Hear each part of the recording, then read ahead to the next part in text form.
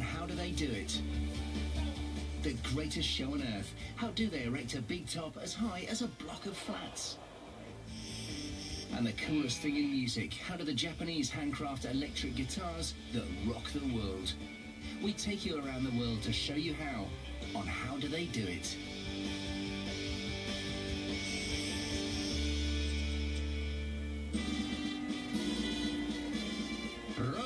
Roll up for the greatest show on earth. You'll gasp, you'll laugh, and you'll cheer in the Colossus of Tents, the Big Top. She's nearly 20 meters high, houses almost 2,000 people, and weathers wind, rain, and acrobats. But they've got just 36 hours to put her up. So, how do they do it? The sleepy borough of Manville, New Jersey is about to get a wake-up call.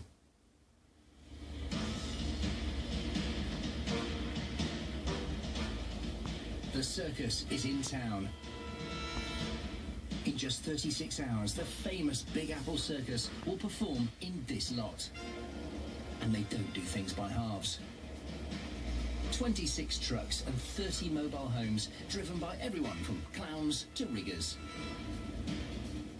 Housing this rolling village and providing it with water and electricity is the logistical equivalent of a high-wire act. Parking a fleet of circus vehicles is a major achievement in itself. Then there's the matter of feeding a community of 300 people. Not to mention their procession of performing four-legged friends.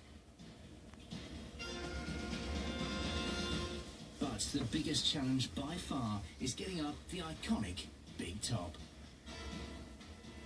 And that job rests on the big shoulders of Mike Leclerc, the tent master. I'm from Canada and I love being here, cruising around the US in a circus. It's great. The tent team gets going. Everything about the Big Top is big. Instead of a few tent pegs, it has 194 giant metal stakes. Well, that's efficiency. I like it. The next problem is that the poles for this Titanic tent are so big, they need their own foundations. These 360-kilo slabs of steel are called base plates, and without them, the Big Top would never stay upright. Nice and straight. Come on in. Down. Good. Each plate is hammered into the ground with the Big Top's super-sized pins. But hammering them through solid concrete could take all day. At least it would if it wasn't for this. A heavy-duty pneumatic hammer on wheels.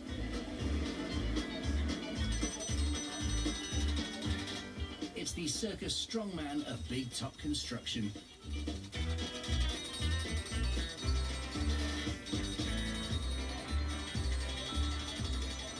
Job done, or as they say in the trade, ta-da! Send in the poles. The Big Top's framework was specially designed by Italian firm and Cheshire & Sons. It folds together on a single rig for easy transportation. The tent poles are more like vast metal masts.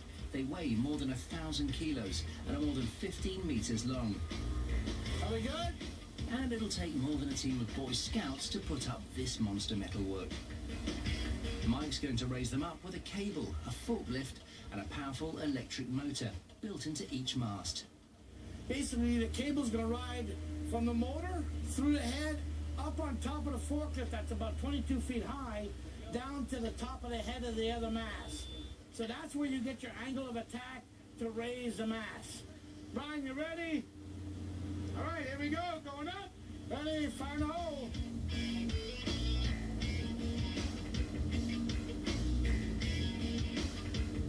This is the most dangerous part because if something happens and the cable stops, well, then it whips around and people get injured. Yeah, so if anything goes wrong, run towards the center of the tent.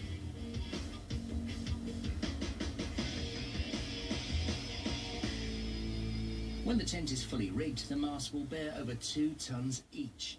If they're not completely straight, the enormous pressure could make them buckle. A buckled mast and the show won't go on.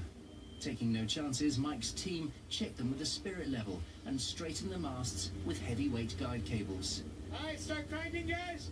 By loosening or tightening them, he can get the masts aligned. Good. Hold it. Okay, tight. Crank it up. Keep going tight. Keep going tight. Keep going tight. But new guy Ty seems to be struggling. All the way up and down now. There you go. Stop. Stop. Yeah, he's my rookie. That's why I'm hard on him. Ready? Okay, Smiley, hold it. Good, right there. All right, that's it, guys. With the masts aligned, the big top construction is bang on schedule. But the weather looks set to throw a spanner in the works. An electrical storm would be the worst possible news for Mike's team. The big top's giant metal masts are the perfect lightning conductors. There ain't much higher than us right now, and there is lightning in the air, so we're gonna take a little break, and we'll come back after this blows through. That's the only time we'd stop.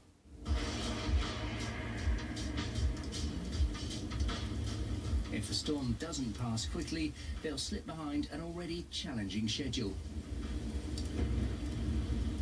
But it doesn't blow over.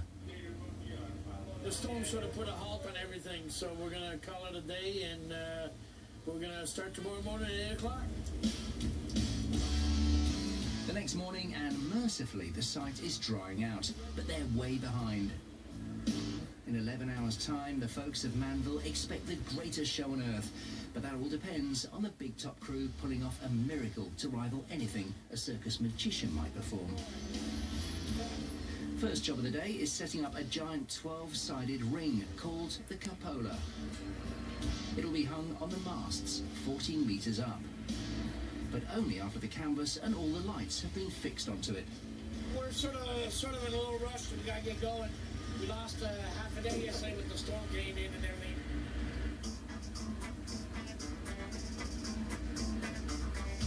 The cupola has been assembled on a flatbed truck, and first Mike needs to raise the whole assembly to get the truck out. He sends his daredevil rigger Matt Serio up the masts. Matt attaches cables from the cupola to the mast motors. But because of yesterday's storm, it might not even be up before tomorrow's show.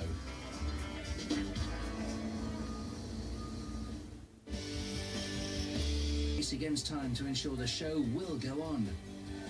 And how do Japanese guitar makers turn 3 solid blocks of wood into the single coolest instrument on Earth? Join us after the break to find out how. On How Do They Do It?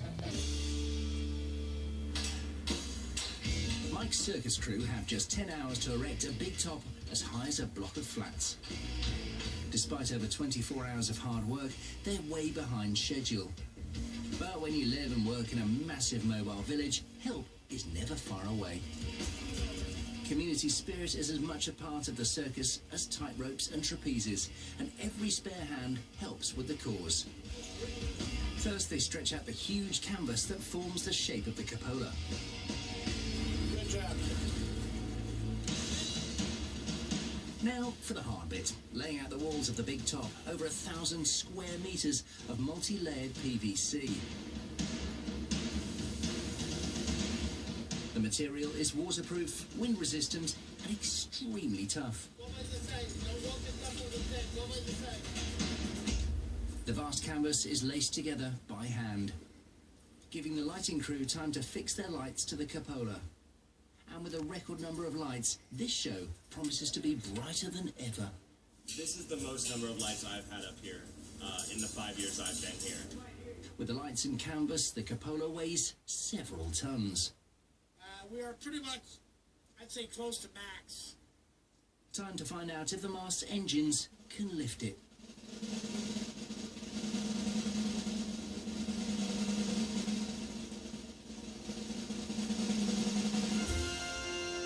But it doesn't look like a big top yet. The edge of the canvas needs to be lifted 5 meters off the ground with these poles. There you go. All right, next pole over here, guys. Bring it over. Come over here with that pole. Only 5 hours to go. Reggie! Over here. Bring it down! Reggie, you killing me!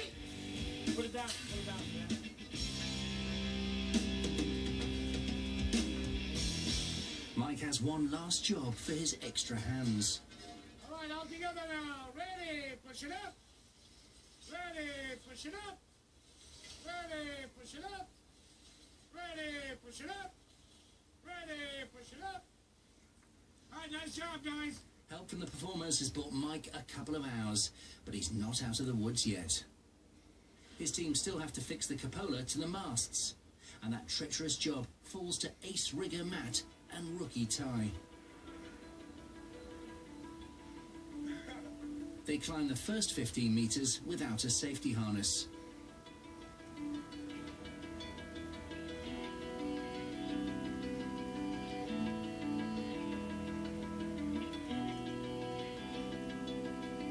Once on top, they hook up.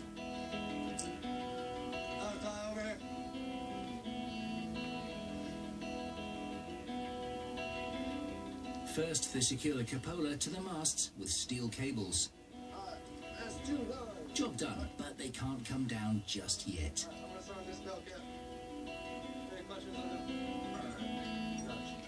The big top has giant holes around the masts. If it rained, the lights would be ruined.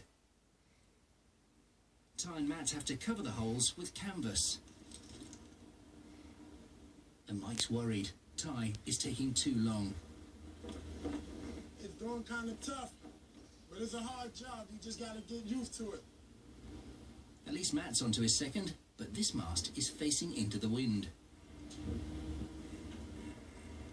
Go ahead, close up this lace on. It's a pain. Lace it real tight. Meanwhile, the inside of the tent has been transformed, ready for a razzle-dazzle light show.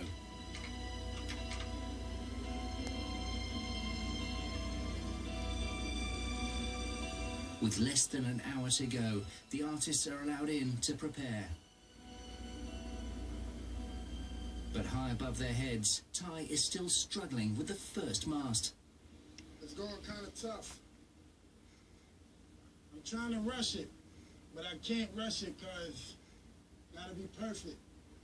There isn't time for inexperience. Having already done 3 of the 4 masts, Matt sends the rookie down to finish the job himself. And he needs to hurry because the audience is arriving.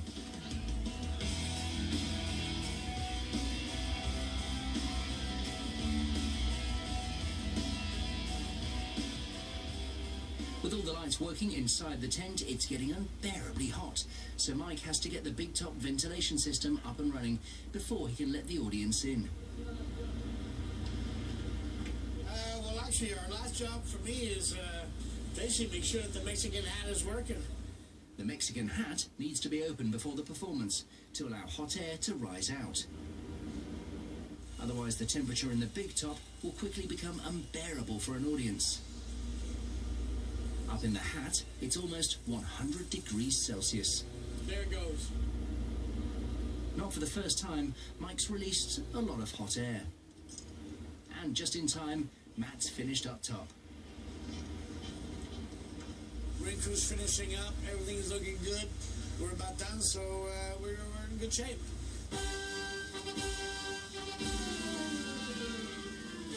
The public are let in with just 5 minutes to go. It's been tight, but the performers have never seen their tent crew fail. No matter what conditions, they seem to do it on time every time, even against impossible odds. In just a few minutes, I'm going to be out there in front of an audience, and I can't wait. We've got a great family of people here, and when the going gets tough, we always are able to depend on each other. Make it happen.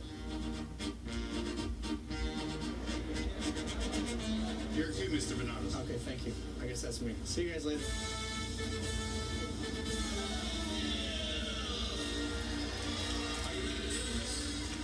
The show's up and running. The 10 crew's job is done. And to Mike, they're the greatest team on earth.